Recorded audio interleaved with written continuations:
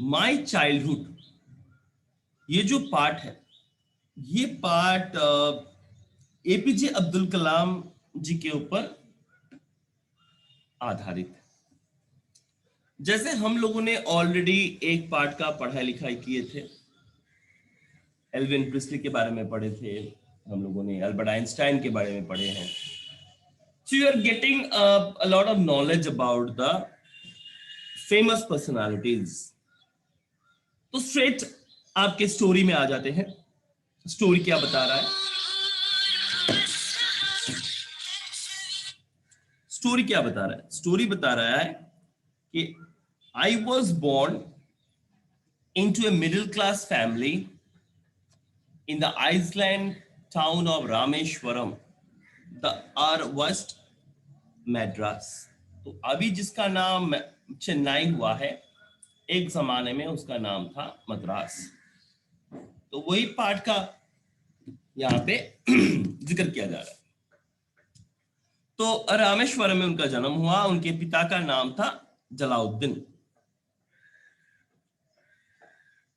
तो उनके पास ना ज्यादा पैसा था, ना ज्यादा एजुकेशन था। Despite this advantage, he possessed the great innate wisdom.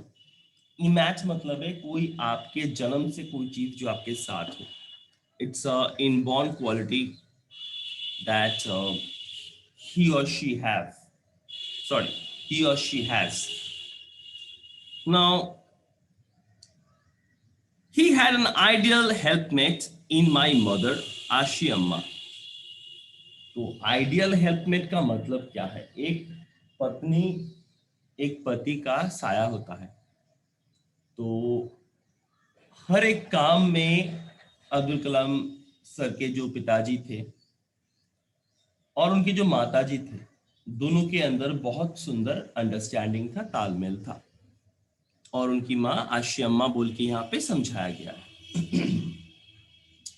I do not recall the exact number of people she fed every day, but I am quite certain that far more outsider ate with us than all the members of our own family put together. यहाँ पे एक चीज एकदम clear हो गया है कि जितने भी लोग यहाँ पे है, जितने भी आउटसाइडर्स उनके घर के बाहर के जो आते थे, वो आउटसाइडर्स उनके घर में खाना खाते थे। घर के लोग के साथ साथ बाहर के लोग भी खाना खाते थे।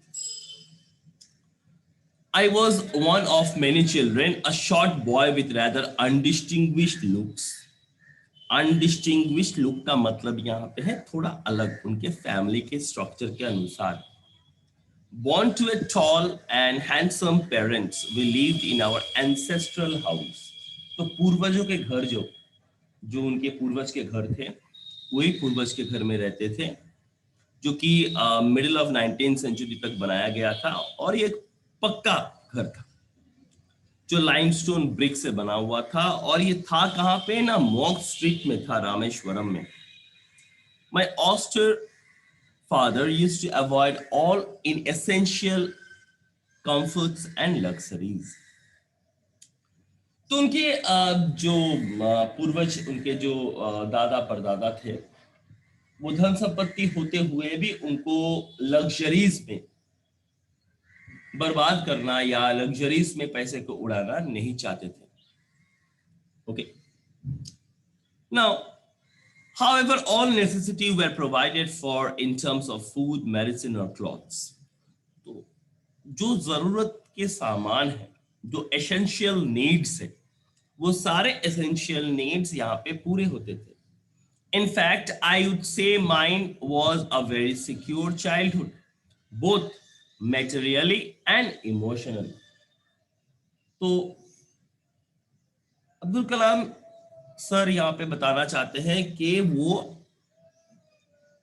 उनका जो चाइल्डहुड था, वो चाइल्डहुड बहुत ही मतलब एक अलग रिश्ते से बना हुआ है। अलग रिश्ते से बना हुआ है इसलिए क्योंकि कोई भेदभाव, कोई कास्टिज्म, इस तरीके का चीज तब रामेश्वरम में नहीं था।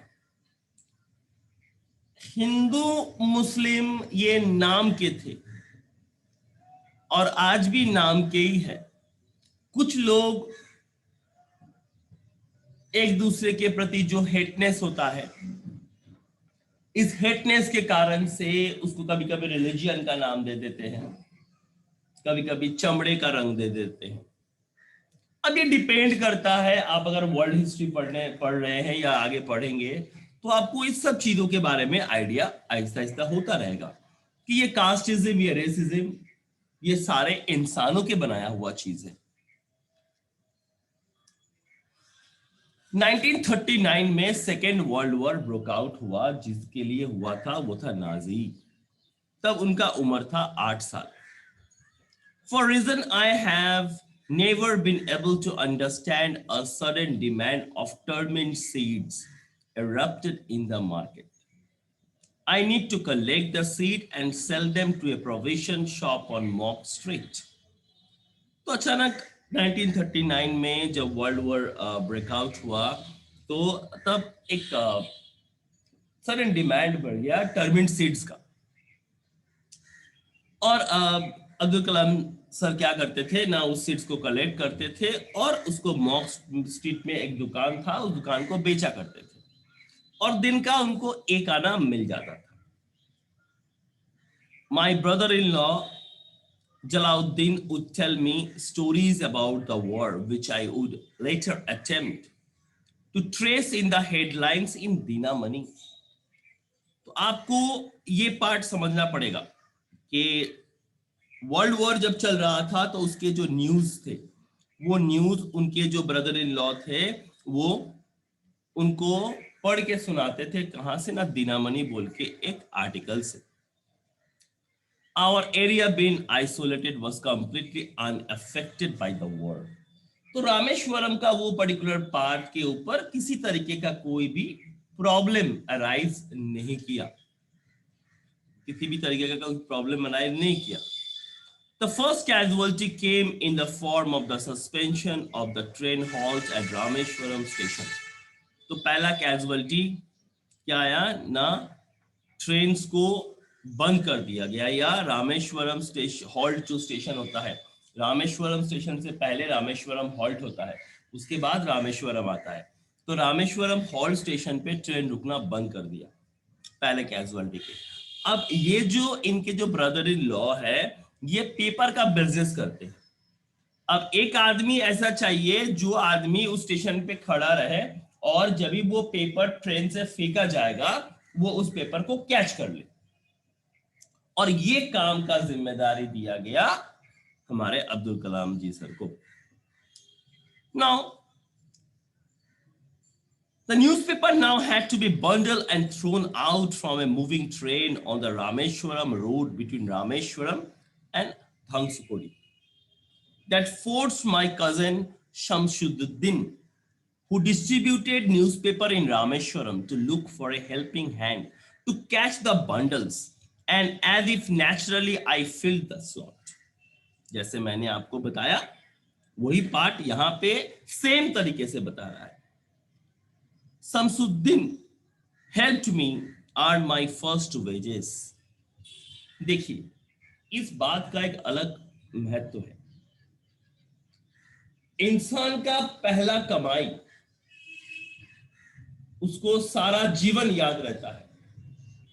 इंसान का पहला कमाई उनको सारा जीवन इसलिए याद रहता है क्योंकि अगर आप जब बड़े होंगे तो आप जब खुद का 1 रुपया रोजगार करेंगे तो उसका जो आनंद होता है, उसका जो फीलिंग होता है वो कुछ अलग तरीके का था। तो वो हमारे अब्दुल कलाम सर का पहला कमाई था। Half a century later, I can still feel the surge of pride in earning my own money for the first time. Every child is born with some inherited characteristics. तो उनके लास्ट पार्ट पे जहां पे बोल रहा है कि शमसुद्दीन ने उनको हेल्प किया कि वो अपना पहला रोजगार किए, और ये वो सैकड़ों दिन बाद भी ऑटोमेटिकली हम लोग देख रहे हैं कि वो अपने रोजगार किया हुआ पैसे के ऊपर वो प्राउड फील करते थे। Every child is born with some inherited characteristics into a specific socio-economic and emotional environment. तो हर एक बच्चा अपने फैमिली से इनहेरिट करता है। आज अगर आप कोई बुरा बर्ताव करते हैं तो आपके पापा मम्मी को बोला जाएगा, आपको नहीं। बोलेगा पापा मम्मी ने शिक्षा नहीं दिया है इसको, क्योंकि हमारे पेरेंट्स हमारे दर्पण होते हैं। दैट मीन्स आईना। हमारे पेरेंट्स से हम लोग जितने भी गुण हैं उनके कुछ गुण हमारे अंदर भी शामिल होते हैं, क्योंकि हम लोग उन्हीं के शरीर से बने हुए हैं। तो socio economic and emotional environment जो पार्ट है, तो आपका इकोनॉमिकल पार्ट को यहां पे डिस्क्राइब किया गया है। एक इमोशनल एनवायरनमेंट का मतलब है जब आप किसी के साथ बहुत ज्यादा जुड़े रहते हैं और उनके जितने भी लोग थे फैमिली में, जो भी ऑथोरिटेटिव लोग थे, उन्होंने उनको सिखाया था। I inherited honesty and self-discipline from my father and from my mother. तो सेल्फ डिसिप्लिन एक ऐसा पार्ट है जो आपका पर्सनालिटी को 4 गुना बढ़ा देता है। अगर आप सेल्फ डिसिप्लिन है तो कोई आपके ऊपर उंगली नहीं उठा पाएगा। I inherited faith in goodness and deep kindness, and so did my 3 brothers and sisters. I had a close friend in my childhood. तो अपने फैमिली से जो शिक्षा उन्होंने इनहेरिटेड किए है उसी का पार्ट यहाँ पे बताया जा रहा है। नाउ उनके चाइल्डहुड में 3 दोस्त थे उनके, रामानंद शास्त्री, अरविंदम और शिव प्रकाशम। अब ये अनफॉर्चुनेटली तीनों ब्राह्मण फैमिली से बिलोंग करते थे और ऑर्थोडॉक्स ब्राह्मण फैमिली है। As children, none of us ever felt any difference among ourselves because of our religion differences and upbringing. In fact, जैसे मैंने आपको बताया तब कास्टिज्म या रेसिज्म नाम का कोई चीज ही नहीं था। क्या हिंदू क्या मुस्लिम एक ही बात हुआ। मगर कुछ लोगों के अंदर था जो ये पॉइजनस थिंग्स को लोगों के अंदर फैलाता था। यहां पे भी कुछ ऐसे तरीके हम लोग देख पाएंगे। ये रामानंद शास्त्री कौन था ना, पक्षी लक्ष्मण शास्त्री का बेटा था, जो कि रामेश्वरम टेम्पल के सबसे बड़े पुजारी थे। बाद में ये पद जो ऑटोमेटिकली रामानंद शास्त्री को ही मिला उस टेम्पल का प्रीस्टहुड बनने का। अरविंदम जो उनके दोस्त थे, वो अरविंदम चला गया है ट्रांसपोर्ट बिजनेस में, जहाँ पे वो जो दर्शनार्थी होते हैं, पिलग्रिमेज होते हैं, उनको बहुत सारे जगह दर्शन करवाने के लिए ले जाते हैं भगवान के स्थानों पे। और शिव प्रकाशम एक कॉन्ट्रैक्टर बन गया साउथ ईस्टर्न रेलवे में। तो during the annual Shri Sita Ram Kalyanam ceremony, our family used to arrange boats with a special platform for carrying the idols of lord from the temple to the marriage site. ये जो part बता रहा है, अच्छी तरीके से बात को समझिए। ये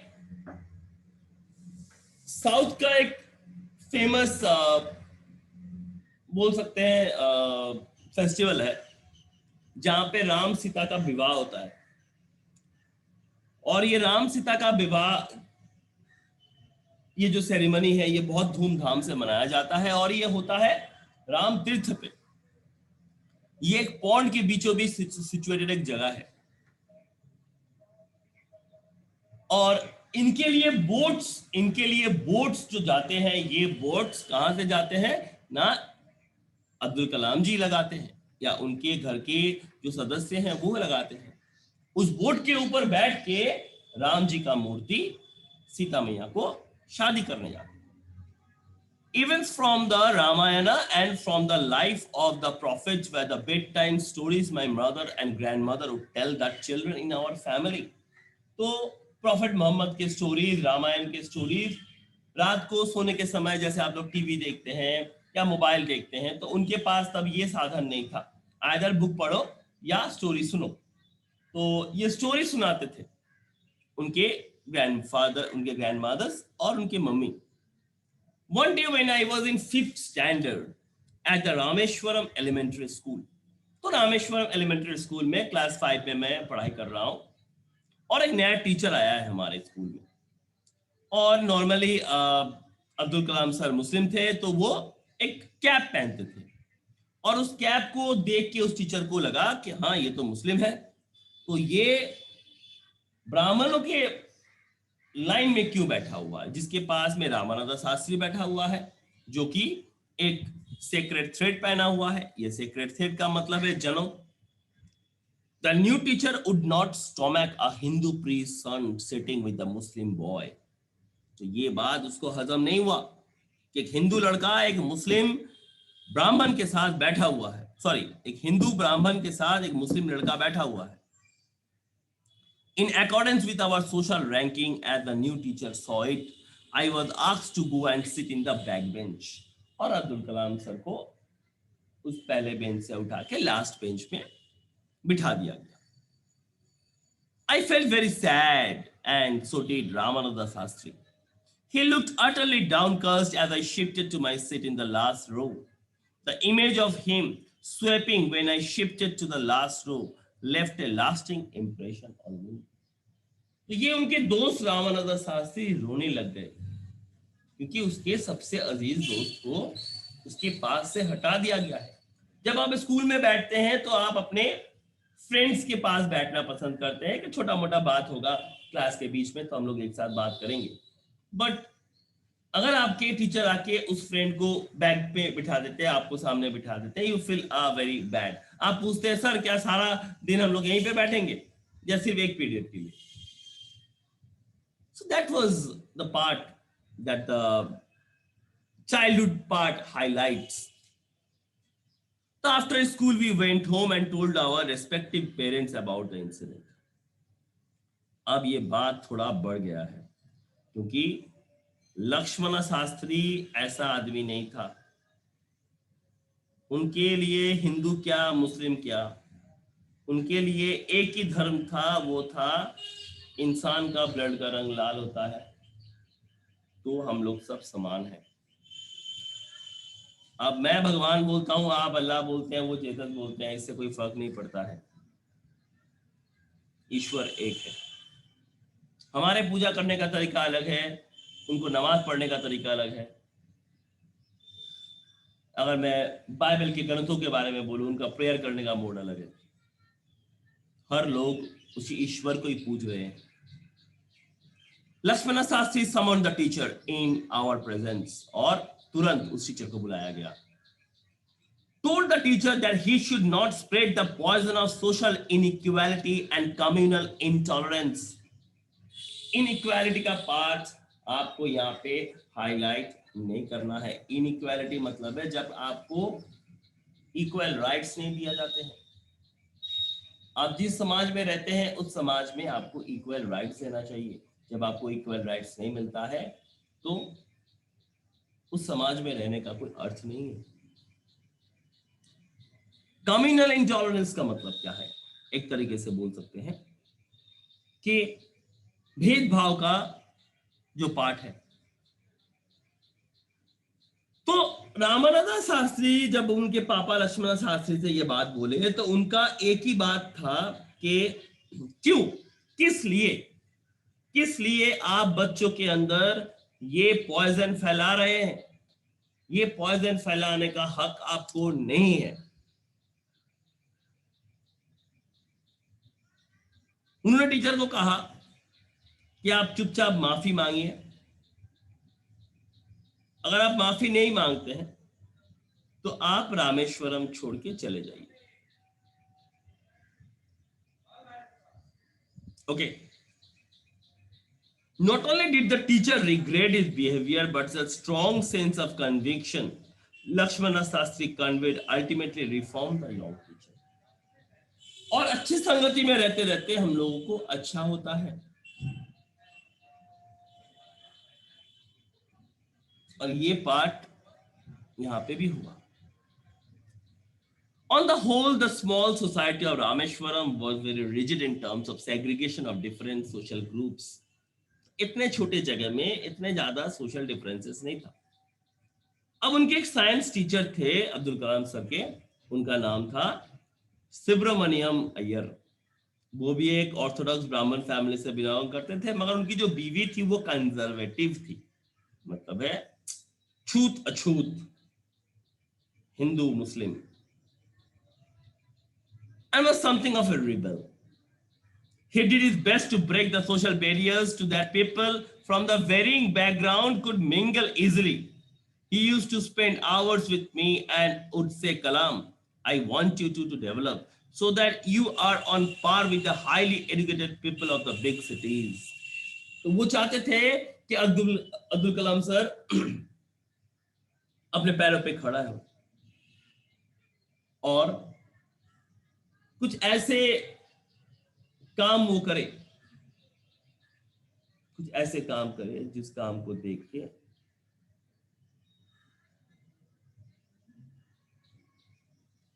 सब लोग चकित रह जाए. आपको बड़े शहर जाना पड़ेगा, वहां पे जो एजुकेटेड लोग हैं उनके साथ मिलना पड़ेगा. One day he invited me to his home for a meal. और एक दिन उनको बुलाया गया खाने के लिए. His wife was horrified at the idea of a Muslim boy being invited to dine in her ritually pure kitchen. बहुत ज्यादा गुस्सा हो गया. कौन? ना सुब्रमण्यम अय्यर की बीवी. क्या सोच के रखा है आपने? आप मुस्लिम को बुला लेंगे और वो भी मेरे किचन में बैठ के खाना खाएगा? कभी नहीं. और मैं तो खाना परोसूंगा ही नहीं. She refused to serve in her kitchen. Shiva Subramaniam Iyer was not perturbed. तो वो अपने डिटर्मिनेशन से नहीं हटे. Nor did he get angry with his wife, but instead served me with his own hand and sat down beside me to eat his meal. और मेरे ही पास बैठ के खाना खाने लगे. अब उनकी बीवी जो थी वो किचन के डोर्स के पीछे से देख रही थी. His wife watched in form behind the kitchen door. I wonder whether she had observed any difference in the way I ate rice, drank water, or cleaned the floor after the meal. क्या मैंने किसी अलग तरीके से खाना खाया? क्या मैं किसी अलग तरीके से पानी पिया? और खाने के बाद वो जगह भी तो साफ कर दिया. When I was leaving his house, Siva Subramaniam Iyer invited me to join him for the dinner again the next week. तो नेक्स्ट वीकेंड में डिनर के लिए फिर उनका निमंत्रण हुआ. Observing my hesitation, he told me not to get upset. तो अब्दुल कलाम जी थोड़ा हेजिटेट हो रहे थे. क्यों? नॉर्मली अगर हम लोग देखें तो ऐसा एक बार बिहेवियर उनके साथ हुआ है तो वो नहीं चाहते थे दोबारा उनके घर में जाके प्रॉब्लम क्रिएट हो. तो इसको देखते हुए उनके टीचर ने एक बात कहा. क्या कहा? Once you decide to change the system, such problem have to be confronted. जब आप सिस्टम को बदलने निकलेंगे तो आपके सामने बहुत सारे बाधा आएंगे, बहुत सारे विपत्ति आएंगे, बहुत सारे प्रॉब्लम आएंगे. उस सारे विपत्ति सारे प्रॉब्लम को डील करते हुए आगे बढ़ना ही आपका काम होगा. And that is the part we need to know.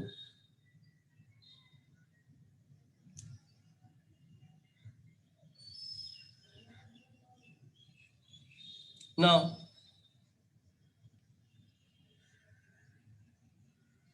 Shiva Subramaniam Iyer's wife took me inside her kitchen.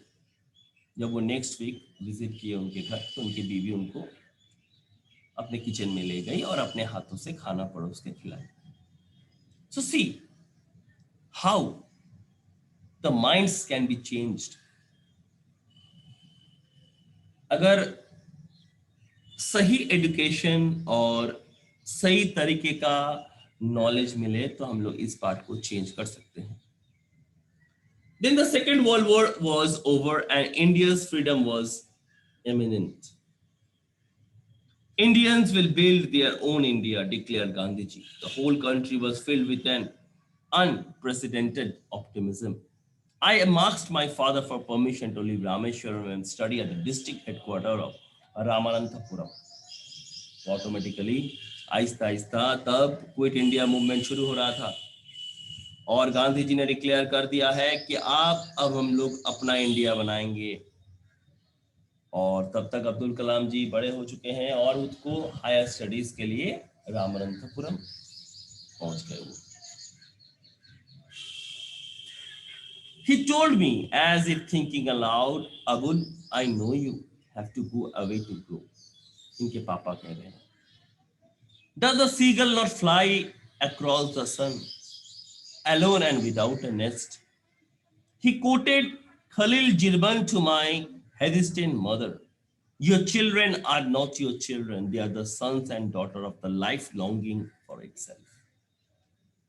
आप बड़े होंगे, बड़े होने के बाद आपके पास बहुत सारे ऑप्शंस होंगे, आप आगे पढ़ना चाहेंगे तो आप छोटे से जगह से निकल के बड़ा जगह जाना चाहते हैं। कोई डॉक्टरी करना चाहता है तो बोलेगा दिल्ली एम्स सबसे बेटर है, कोई बोलेगा इंजीनियरिंग करना चाहता है तो कोई आईआईटी खड़गपुर चूज करेगा। तो आपको अपने कंफर्ट जोन से निकल के बाहर जाना होगा। जब जाके आप संघर्ष करेंगे तब आपके पास सक्सेस आएगा। सक्सेस एक ऐसा पार्ट है जीवन का जो संघर्ष के बाद ही मिलता है। तो ऑटोमेटिकली उनके पापा नहीं चाहते थे कि उनके इमोशनल नीड्स, इमोशनल टच के वजह से उसके बेटे का जीवन खराब हो। अब वो बड़ा हुआ है, सूझबूझ हुआ है, अच्छे बुरे का समझ है, अब वो अपना जीवन जी सकता है। So they are the sons and daughter of life longing for itself. They come through you but not from you. वो आपके शरीर से निकला है but not from you. They come through you but not from you. You may give them your love but not your thoughts. अब कुछ parents बोलते हैं नहीं तुमको डॉक्टर ही बनना है, अगर वो लड़का है, वो ये लड़की बनना चाहती है ऑथर। अब इस चक्कर में उसका ऑथर बनना भी बंद हो गया और अच्छा डॉक्टर भी नहीं बन पाया। तो उनको अपने तरीके से छोड़ देना चाहिए कि उनका थॉट क्या है। आप जो करना चाहते हैं हम लोग आप लोगों को वो करवाएंगे। हर एक माँ बाप का फर्ज बनता है, मैं भी एक बाप हूं, मेरा भी एक फर्ज बनता है कि मैं अपने बेटे के थॉट्स को समझूं और उसके अनुसार उसको पढ़ाई लिखाई में आगे बढ़ाऊं, ना कि मेरा जो थॉट है मैं उसके ऊपर थोप दूं। ये उचित नहीं है। This is not the right thing. So that's why we need to understand. You may give them your love but not your thoughts, but for they have their own thoughts. तो उन सभी लोगों के पास अपने अपने थॉट्स है। जितने भी लोग आज मेरे क्लास में मौजूद हैं हर किसी का कुछ ना कुछ एम्बिशन है। अब देखिए कुछ लोग बोलेंगे कि लड़की है तो चूल्हा चकारी करेंगे। अरे चूल्हा चकारी करना तो वो तो हमारे आम जिंदगी का बात है। वो तो घर का काम करना हर एक मर्द या औरत का फर्ज बनता है, जिम्मेदारी बनता है। मगर अपने वजूद को भी तो देखना है कि लोग मेरे को मेरे नाम से जाने। कभी ये सोच के देखिए कि आप जब रोड से जा रहे हैं आपको आपके पापा मम्मी के नाम से जानते हैं। एक दिन तो ऐसा भी आएगा जब आपके पापा मम्मी रोड से जा रहे होंगे और आपका नाम लेके बोलेंगे देखिए इसका पापा जा रहा है या इसका मम्मी जा रही है। That time you will feel proud because आपने सोसाइटी में अपना एक वजूद बनाया है। और खास करके हमारे इंडिया जैसे कंट्री में जहां पे गर्ल्स डोमिनेशन चलता है, इसका मतलब है मेल डोमिनेंट समाज, वहां पे लड़कियों को अपने पैरों पे खड़ा होना चाहिए, चाहे वो करे कुछ ना करे। एक मिनिमम लेवल ऑफ एजुकेशन आपके पास रहना चाहिए। And that is the main part in our area. So that's about the chapter. APJ Abdul Kalam ji के बारे में क्या कहें, उनके जैसे शख्सियत शायद और पैदा नहीं होंगे। उनके क्वालिटीज, जिसको हम लोग मिसाइल मैन ऑफ इंडिया कहते हैं, तो उनके क्वालिटीज के बारे में अगर बात किया जाए तो वो अनगिनत है। तो एक छोटा सा किस्सा लेके हम लोगों ने बात किया एपीजे अब्दुल कलाम के बारे में। तो आपका चैप्टर यहीं पे खत्म होता है। अगर कोई डाउट्स है